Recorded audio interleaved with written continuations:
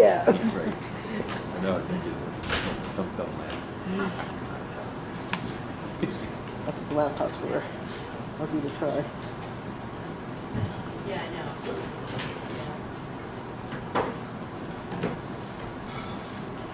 Jeff would make a already. All he needs now is a saxophone. That's switching. Smooth.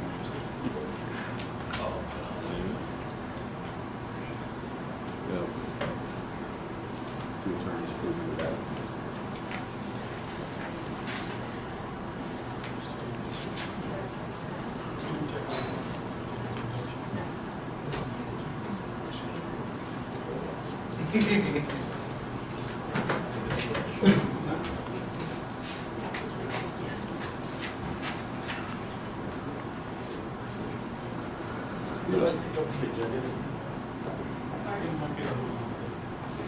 That's, the agendas are right there.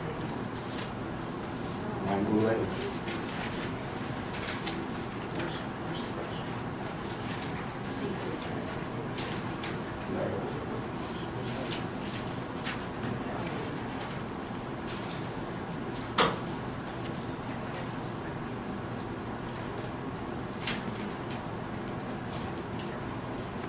In case you're all wondering, we took a warm shower and shaved. Candlelight dinner was great. Bite to eat. Yes. Glass of wine. I guess we can reconvene, right? Yeah. Yeah, we'll start. All right, is there a motion to resume the regular session? Second. Roll call? Councilman Taylor, Here. Councilman Ingstrom, Here. Councilman Ballard, Here. Councilman Gifford, Here. Councilman Woodward. Here. We're all still present. The record should reflect that we had an executive session with the council with its professionals and discussed contractual negotiations as well as potential litigations that will be further amplified later this evening. Anything for workshop, ladies and gentlemen? If not, we move over to approval of the minutes, November 7th, 2018 workshop. Motion? Second. Second. All in favor? Aye. Any opposed? As amended. As amended. And approve the minutes for November 7th, regular meeting. Motion? So moved. Second. All in favor? Aye. There are no appointments this evening. Are there any members of the public have any comments with respect to any ordinances or resolutions that are on the agenda for this evening? Well, we're going to have a public hearing. If you're here for the redevelopment matter, we're going to have special hearings on that. Anything other than the redevelopment matters. Mr. Mayor, the 2018 XX, I'm not Of course, clear on what that I is. can't hear you on the tape, that's the problem. I'm just not clear on what 2018 XX is. Is that Can we like use the the, microphone? I need to get you on the tape.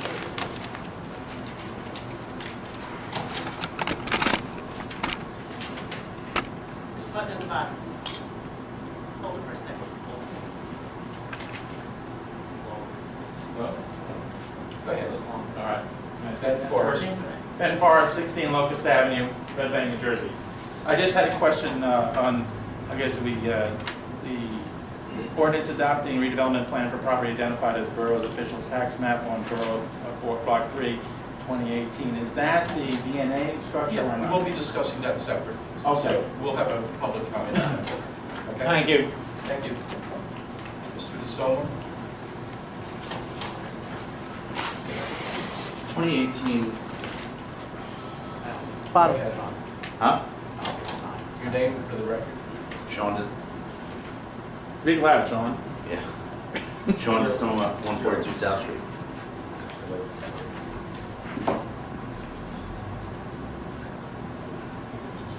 Can you hear me? Your battery's died. Supposed to be working. That was on. You want me to just talk loud? Talk about it. Sure. 2018, 33 and 34. 33, what specifically is that for? Yeah, that was Ronald, consensus question. Why don't we wait for the administrator to come back down? No, we could do it now. I mean, you know, the issue, you guys are all elected members. We got the finance committee chair here, so don't our elected representatives know what that's for? That meeting Go ahead. That meeting took Sure. place on October 22nd. Right. There were a list of things that I don't have in front of me, so unless we got a term. Sure. And not saying anything, I would recommend that. Michael, I'll get it, I'll get it. Ordinance 2018-33 is a bond ordinance that deals with initial appropriations with respect to Mohawk Pond, Count Basie Park, Riverside Gardens Park, Count Basie Field and Track and Marine Park, as well as improvements to streets including Pearl Street, McLaren Street, Griffin Avenue, Grand Avenue, White Street, and the concrete pavement improvements to Mechanic Street Firehouse, as well as the roadways along the ancillary entrances to Mechanic Street, and also additional parking improvements and property improvements regarding the public works facilities and municipal building and senior center, which are maintenance and improving upgrades of municipal building. So they're spread out on the ordinance, which is available to the public there. So that's what it is. And how about 34? 34, I'm reading. The improvements are off the cuff. They're also for sidewalks, concrete aprons, curbs, and ramps with respect to public improvements. It says water sewer utility here. Yeah. Okay, so it's for sidewalks. Yeah, but water and sewage utility improvements. So what specifically, what improvements are those specifically? Public Works, have any issues as to which ones they are? A good portion of them are the roadways and items that you enumerated in 33 now. I read from 33. Right, the 34 is also improvements to the water and sewer utility. They're actually split between both of them. This is part of it, but some of the money is coming from water and It's sewer. including but not limited to water valves, design and construction of new replacement water and sewer infrastructure on White Street, and water and sewer linings. The improvements shall include but are not limited to removal and replacement of sidewalks, concrete curbing, curb ramps, driveway aprons, regrading, landscaping, excavation, pavement striping, installation of traffic calming devices, resetting of manholes and inlets, and various other curb and sidewalk and parking lot maintenance items. So why would curb and sidewalk and parking lot maintenance be going under a water utility bond? It's paid for part of it, because part of the improvements are for water. So it's just like an accounting gimmick? I'm sorry? It's just an accounting gimmick, pretty much? It's one, Okay, so you're just, one project's going But to be. So it's like the paid slush for one fund, account right. versus the other. and then let me ask you It's this. not a slush fund. Well, and then let me ask you, who's paying for East Bergen? Where's that money coming from? Seems like a lot of stuff's been going on there for quite a long time. It's supposed to be 6 We're weeks. working on it, and our engineer's not here tonight. And how much is it gonna cost? Or how much has it cost? Does anybody know how much it's cost so far? There was a bond that was adopted for it, you can look in the records and get it. So nobody knows what the actual cost is. It's been changed a number of times. Nobody knows what the updated cost is? I'm sorry? And some of it has been consolidated. Yeah. So we can get that over to you.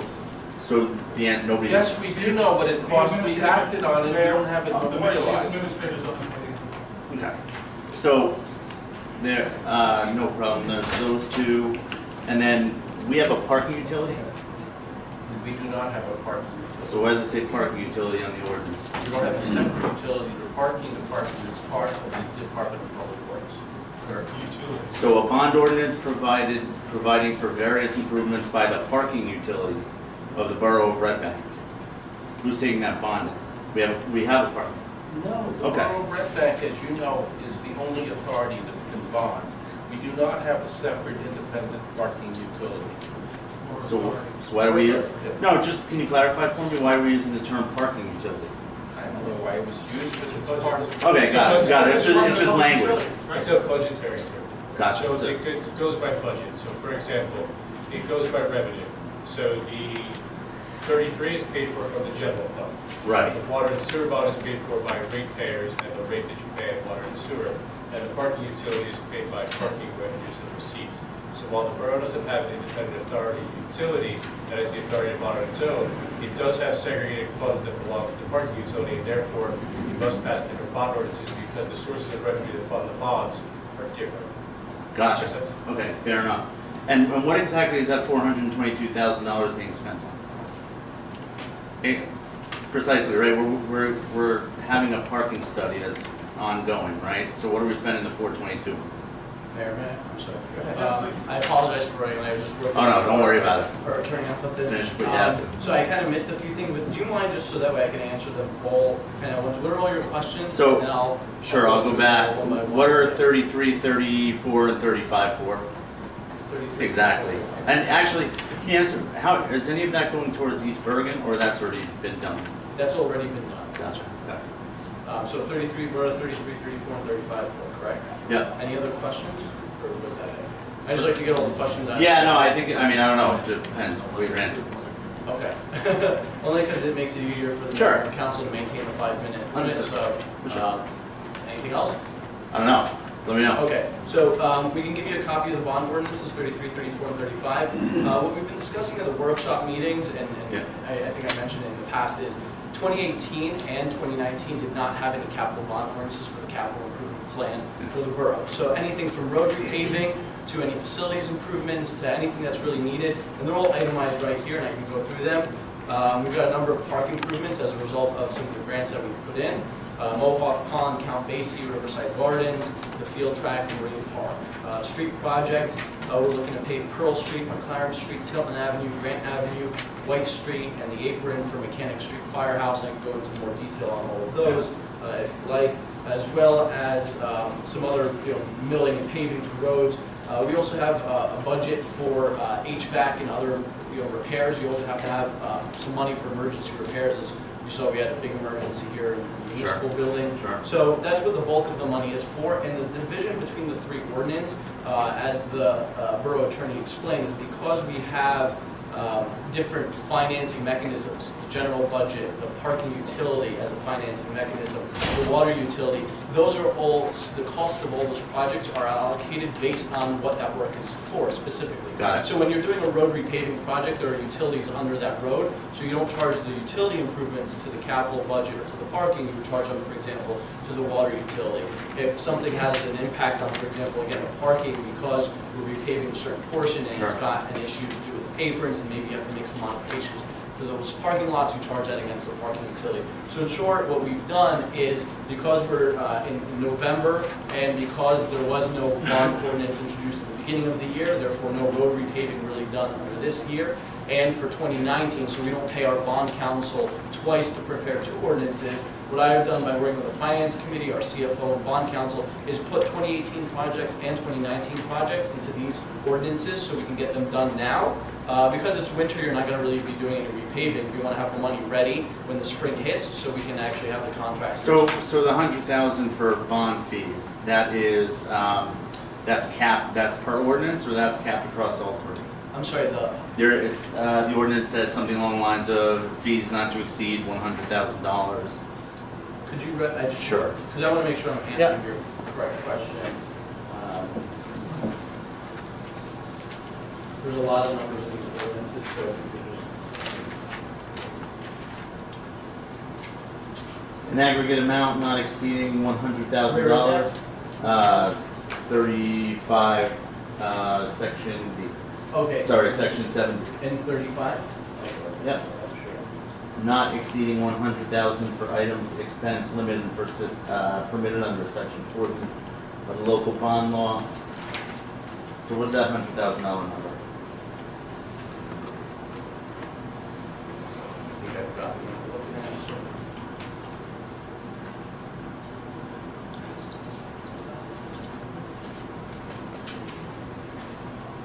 35, section 7D. I believe what that's referring to is soft costs. So when you are doing a bond, I know. you've got what's known as a soft cost and the hard cost. Right. And you're only allowed a certain amount for the soft cost of the So project. it's up to 100,000 on the Correct. per bond. For this particular bond. So for Only that bond, this so we're looking particular at bond, almost 23% potentially in soft costs. correct. That number may be as a result of the aggregate for the project. Well, is it that's as a result of included. the aggregate, or is it? I'm sorry? Is it a result No, of the no, what aggregate? I'm saying is, Yeah. right now, the 100,000 Huh? is referring to the total costs of the improvements that are described here. The described here, you've got it split up between the three ordinances. You have it split up between the parking, the bond, and the general capital. I can look at it as 33,333 per bond? No. So it's 100,000 per bond, so it's 300,000. No, it's $100,000 for this bond. Right. What I'm saying is the calculation of 100,000 is based off of the aggregate amount from the other bond as well. Because they affect, this is for the White Street paving, right? Uh-huh. So you have to look at the total cost of the White Street paving. What we've done, I'm just throwing out a number here. If the total cost of the paving for White Street is $1 million, that $1 million is split between the parking utility and the general bond. So what you're looking here is $422,000, Yeah. but that's not the total cost of the project for White Street. So the 100,000 is actually a percentage of the total cost of White Street, not just the 42. I'm sorry, 422. it's an amount not to exceed. They're only based on a percentage of the bond which you draw down. Right. They don't get paid $100,000. If they did, it'd be the bond attorney, not the borough. You shouldn't have. But it's, that 100,000 is a catch-all. It also depends on the bond market as well. And so total, we're looking at 4.5 million. What's our total debt load, Mr. Beller? I don't know, I don't do this kind We had a finance committee. Absolutely. Do any of our elected representatives know what our total debt load is? I'm sure they do, but the Well, number. I'll ask No, I know. do you? Mr. DeSoto, I'm sure they do. Yeah, But you we refinance, and our CFO is dealing with these things on a regular day-to-day basis. They're not dealing with that. That's not their job to deal with that on a day-to-day It's basis. not? No, it's not their job to deal with the Fiduciary refinance. oversight is not their job? It is their job. Okay. So, Debate on Mr. that DeSoto, this issue, is just ask your question. their job is not to deal with the day-to-day operations of the Right. finances. We report to them on a regular basis. How about a ballpark? Well, again, they could give you a ballpark of it. Is that what you're asking for? Sure, I'll take a ballpark. Does anybody have a ballpark? The last report we gave them was in the ballpark of about $20 million. So we're now about to borrow close to 25% of our total debt load. But we're also In paying one down, shot. we're also paying down $900,000 of that this year. Right, but So every year you pay down, Yeah, you take no, I off, you understand. pay down, you take off. And this is the way that the borough actually takes on capital projects. So residents want repaving, residents want to make sure that the infrastructure is Yeah, upkept. So that's that. So in the ballpark of 20. total, right. Okay. Yeah. Okay, thank you. Anybody else on any ordinances or resolutions? I've got a question about 2018-35. Come on up, please.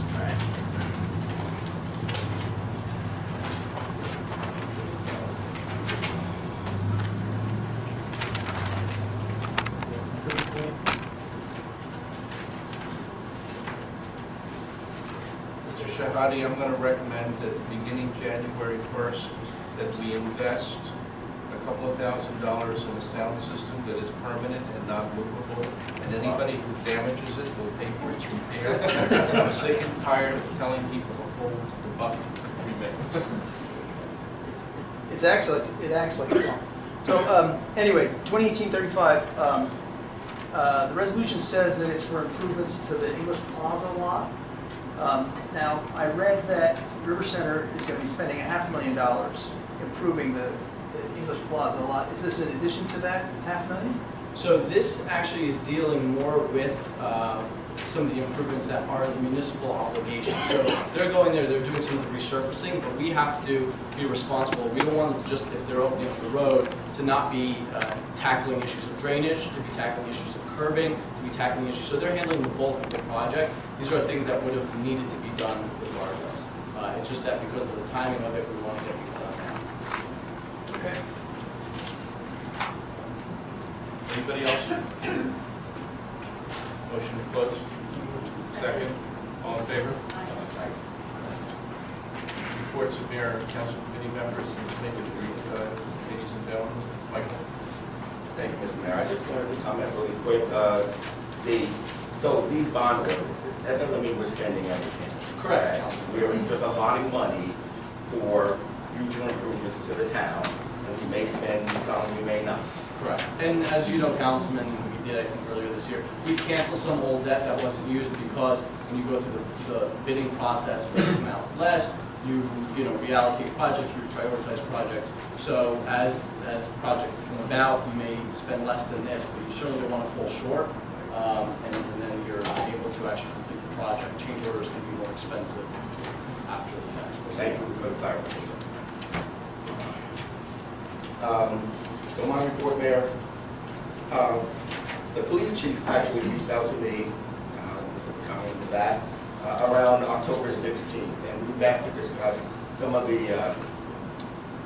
of the structure of our police department and what we could do to improve it and possibly save money. So I really appreciate the chief making the effort to reach out to me and sit down with me to try to help us control our tax burden in town. And as you know, the police department is our largest department, eating up probably, what do you say, chief? Almost 20%, almost 25% probably of the operating budget. Yeah, so again, really appreciate the chief being proactive and coming to me to discuss that issue. As we actually discussed at length on October 22nd, the Finance Committee did meet about the capital improvement bond ordinances. We all talked through them, we agreed with them, and as he said, you know, this is not us spending every single dime as soon as we approve it. It's us allocating the money to make the improvement. We normally see savings. So. And my third issue, Mayor, the Red Bank Housing Authority. As you know, I'm the liaison there, and I've been going to most of the meetings, not all, this year. And there's some troubling issues that I wanted to share with the public because the Housing Authority is a public entity, and I think the public needs to be aware of what's going on. So and just tonight at 6 o'clock they had a meeting, and I discussed with them about an appointment we made back in August to fill a vacancy on the Housing Authority board. They have not enacted that appointment. They have pushed back, and I've told them continuously that that's not their prerogative to decide the appropriateness of this council's appointments to that board. So we're kind of knocking heads there. They have an agreement, an internal agreement with Cedar Crossing to provide certain services, which Cedar Crossing will pay them a nominal fee. That hasn't been occurring. There have been meetings between the association, the Cedar Crossing Association, and the Housing Authority to get that implemented. And I'm trying to work through that to make it happen. I also questioned them about the transparency. From my research on their website, there have been no minutes posted since September of 2017. So nobody really knows what's going on with our housing authority. And I let them know that that wasn't appropriate and they needed more transparency. So as I left the meeting, they were just starting to approve the October 2017 meeting minutes. So a little progress there. I brought up my concern about the overall maintenance there. There are some issues that we saw back in June that haven't been addressed, and I pushed for them to start addressing them. And finally, I asked for a resignation of Mr. Michael Clancy from that board. And my reason for doing that is because during the campaign, there became some issues and some information that wasn't very supportive of his role as a housing authority committee member. They were a little degrading to the people who live in Evergreen Terrace and Montgomery Terrace. And I didn't think it was appropriate or right, just like with the Human Relations Committee, when he made other inappropriate remarks and was asked to resign. I was cut off from that by the chairman. He wouldn't let me make that statement, so I graciously sat down and kept quiet. And that's my report. Thank you, Michael. Ed? Thank you, Michael, for bringing some of those items to the surface. They are quite concerning. I'm sure that I'll get to other members of the budget body. Ed, speak louder. See here. This morning I attended the River Center board meeting, and River Center went through a rather lengthy agenda, but I know the mayor has asked us to be brief. Street level vacancies have dropped to under 5%. I think Jim and the team at River Center need to be commended for their diligence. At filling storefronts, we currently have 18 vacancies with 16 storefronts with tenants in the process of renovating and opening new businesses. The holidays are here once again.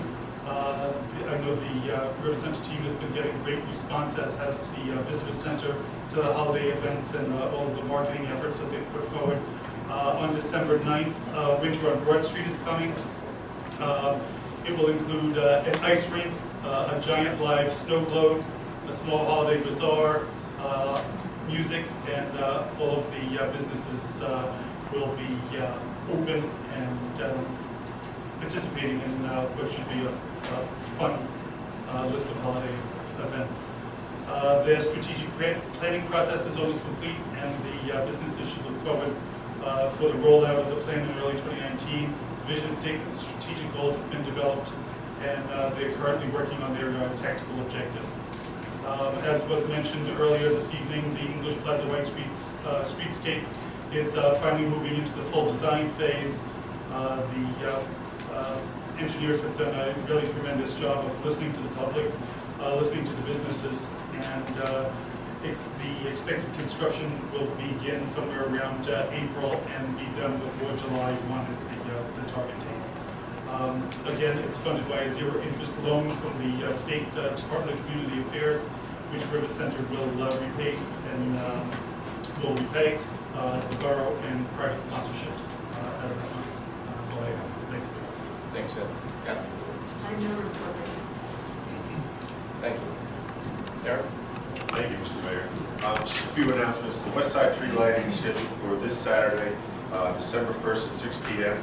Guests include the primary school choir, Pilgrim Baptist Church, and Santa Claus via the Red Bank Fire Truck. Please check the borough website as it may be postponed due to rain. We'll try to keep you posted as things transpire. The likely makeup date would be Friday evening at December 9th, but that's not set in stone yet, so we'll keep you posted. Yeah, you're right, Sunday. Parks and Rec is accepting donations of clothes for our winter drive. Thanks to all those who have donated so far. You can drop anything off on the second floor upstairs to Charlie's office, Parks and Rec.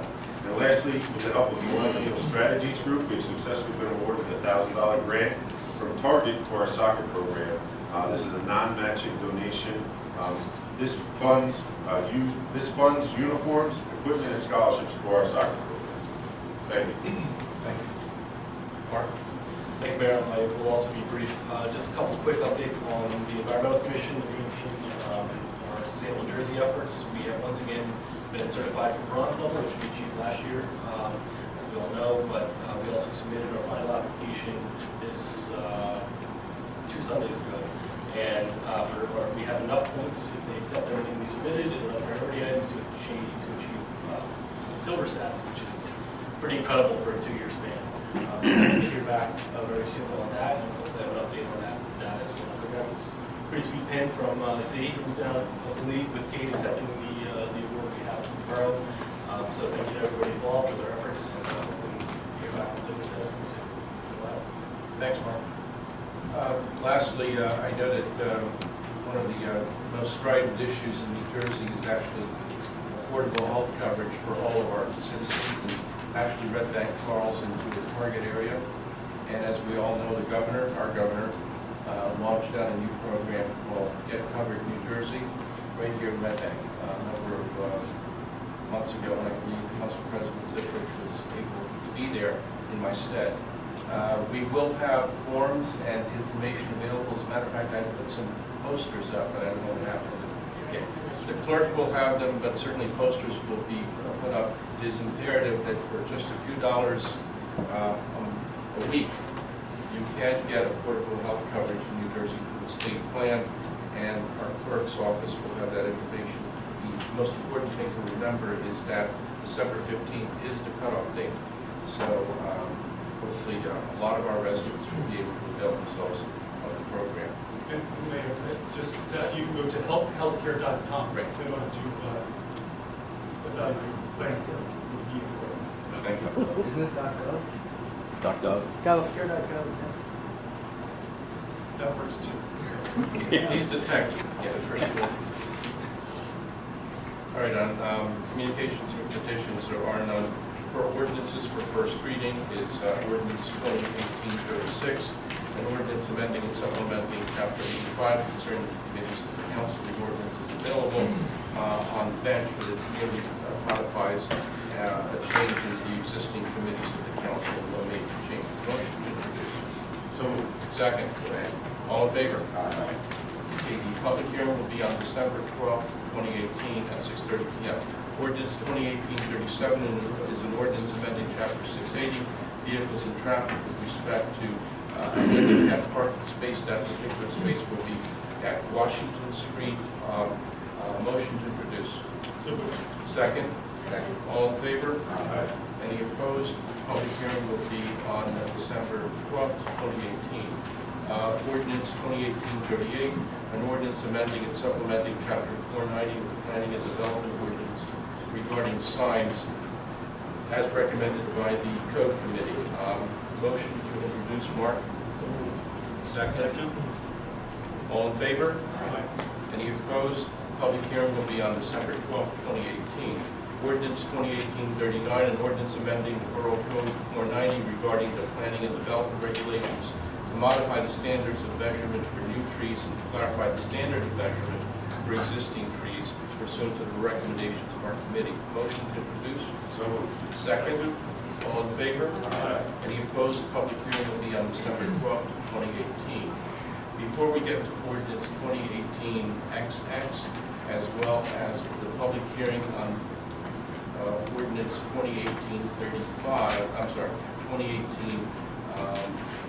2031.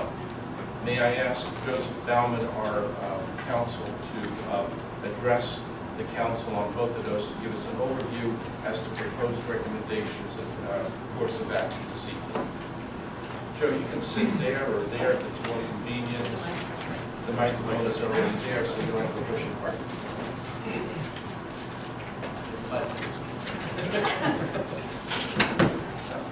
In the beginning.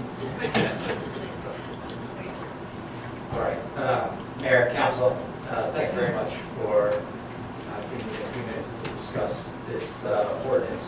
And by the way, for purposes of introduction, Mr. Bauman, senior partner, well-known state expert, partner of the firm of McManaman, Scott and Bauman, and he's our designated special counsel on code issues, redevelopment, as well as expert on most things. Thank you, Mayor. You have in front of you today two ordinances, both relating to the redevelopment plan for the BNA property. As you recall, we introduced our redevelopment plan ordinance and submitted the redevelopment plan to the planning board for the local redevelopment housing law. The planning board has met and considered the plan that we submitted to them and responded back to this governing body with certain recommendations. The recommendations are that we make two certain changes in the plan before we adopt it. The changes that they're recommending are that the maximum density be set at 80 dwelling units to the acre without any density bonuses. You'll recall the plan currently provides for 70 units per acre plus the ability to get up to 90 units per acre by in the event of certain density bonus items. The planning board also recommends that of the 12 permissible density bonuses came on page 10 of the redevelopment plan, the first 8 of those be deemed mandatory. So those are the recommendations from the planning board. Remember that the planning board's job is fairly discreet. They're a planning entity. They don't have the responsibilities that the governing body has. And what I mean by that is their job was to review the plan from a planning perspective and send back to this governing body recommendations as to how they think the plan should change. The governing body's job is to reflect upon, consider, and do some due diligence on those recommendations, and then take into consideration any and all other considerations that this governing body is called to make, including our ongoing obligation to improve upon the number of affordable housing units throughout that country. We have that obligation. We have other obligations related to the taxpayers, the finances of the borough, possible lawsuits. So we have a much broader responsibility as it relates to making decisions about this plan. And that's why the legislature, when it set up this process, it identified for the planning board the purpose of their job, which is to make these recommendations, and then for this governing body to reflect upon those and decide whether they accept or reject those recommendations. And I'm here before the planning board on your behalf. I laid this out for them as well. The process, their lawyers certainly capable of doing so as well. So they were made well aware of the different roles that we each have and how we have to deal with them. And they with their role in mind, they made these recommendations to you. Now it comes to us to make a decision. If we want to accept those recommendations, we will have to reject the current ordinance because we now have to adopt a new ordinance with the new plan with the recommendations. Alternatively, if we want to reject those recommendations, we still have to reject, not adopt the old plan or vote it down, the old ordinance, and then adopt the new ordinance and explain why the governing body has determined not to accept their recommendations. If we're choosing not to accept their recommendations, we have to have a vote of the full, majority of the full governing body. So if a member is absent, it doesn't mean we have a member of the quorum. So it's a higher vote in order to reject their recommendations.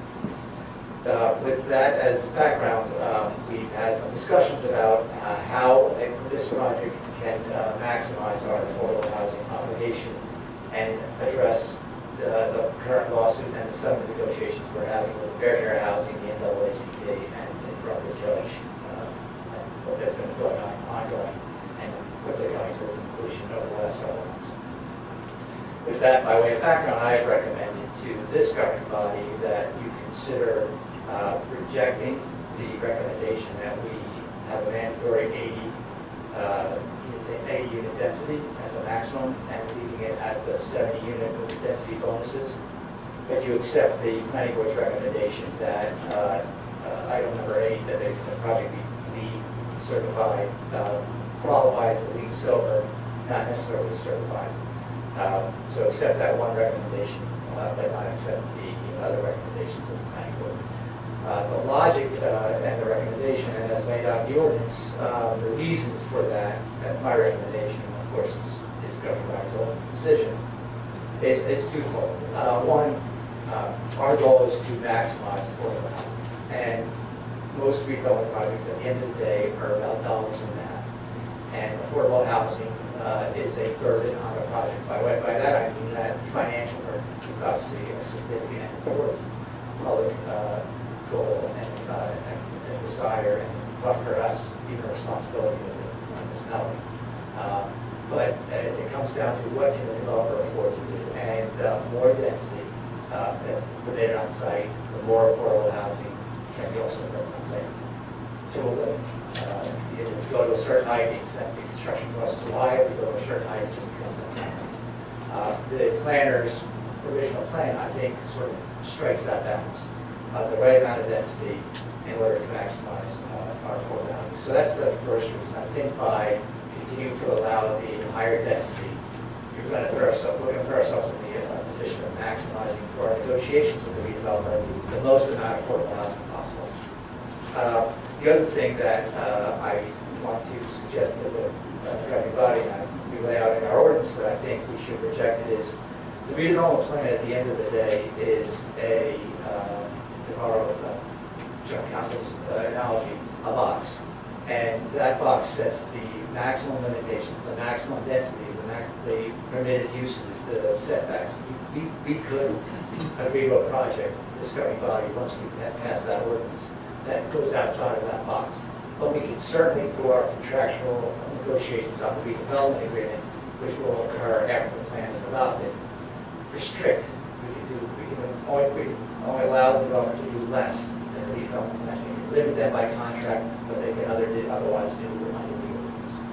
And by allowing the density as originally planned to remain, you will provide for the negotiating team, the administrator, myself, general counsel, your planner, the professionals whose job is to kind of negotiate redevelopment, the max amount of flexibility to come back to you with an agreement that addresses as much and than the needs of the borough related to this project. By way of example, if we think that it's critically important that there be a new signal, that's something that at the intersection or a different changes in traffic patterns. That negotiations can happen through the redevelopment agreement that has financial consequences that may impact the affordable housing or the other components of the project. But as long as we don't go outside the box with the redevelopment plan, we're in a position where we can present back to you, the governing body, choices and decisions about the project, the design of the project, the density could ultimately be negotiated to be less. The affordable housing can be negotiated to be the maximum number. And we're going to do that through a process of understanding the economics of the project itself. So we've already, with the help of a financial consultant, we've got the process of vetting their numbers, their construction costs, their projected rents, their pro formas, with the goal of figuring out their financial situation so that we can then determine how our asks through the redevelopment agreement, our requirements for affordable housing, our asks for community input, and those other things will impact their economics in a way that we can get to a point where we get a project that meets all of our goals as best we can, and a project that still developed and built without having an excessive windfall payment, and recognizing, of course, that it's their property and there are certain ones. But so the reason for the recommendation, in addition to affording us the ability to maximize affordable housing and address the various lawsuits that are going on and our responsibilities to provide for affordable housing legally and otherwise, it also gives us the ability to negotiate through this redevelopment agreement, the flexibility for it to address other important issues on behalf of the people. So those are the two reasons that are set out in the what would be a new ordinance for rejecting all of the, or not accepting all the recommendations of the planning board, but for one, the one that the project would be LEED silver design, although not necessarily certified. So that's my recommendation to the governing body as your co-counsel, your redevelopment council, and it's really designed to provide your professional team with the maximum amount of flexibility to come back to you at the end of the day with a project that we can be proud of and addresses some of the needs, the affordable housing needs and other needs in the community related to that area and that project. Thank you, Joe. So how do you propose we proceed this evening chronologically? So chronologically, I would prefer you first to vote on the ordinance that was introduced and that was up for adoption. I think it's number 31. And then once that, and I think we have to vote that down. And then I would recommend that you then introduce the new ordinance, which amends the plan to make item number 8 on page 10 mandatory, and then does not accept the recommendations of the planning board with respect to the other recommendations, and states the reason therefore, a copy of which is in front of you. Introduce that ordinance. And then that will put us in a position where between now and the public hearing, the public will have the opportunity to read the ordinance, read the amended plan, which again just makes number 8 mandatory on page 10, and come back for a public hearing where members of the council who may vote today to say yes to get us to the next step may want to think more deeply about what will happen at the adoption. But in order to keep us on a schedule that the court has been asking us about every other week when we appear before the judge or so, I would respectfully ask that even those that are unsure about how they will ultimately vote to introduce, to at least allow us to get to the next step, recognizing that some people appropriately and they decide that when it comes to the final vote, they may vote no. But I think it'd be important to show progress to the courts and otherwise to get us through this next step. Again, with perhaps some of them deserving how their ultimate decision will be at the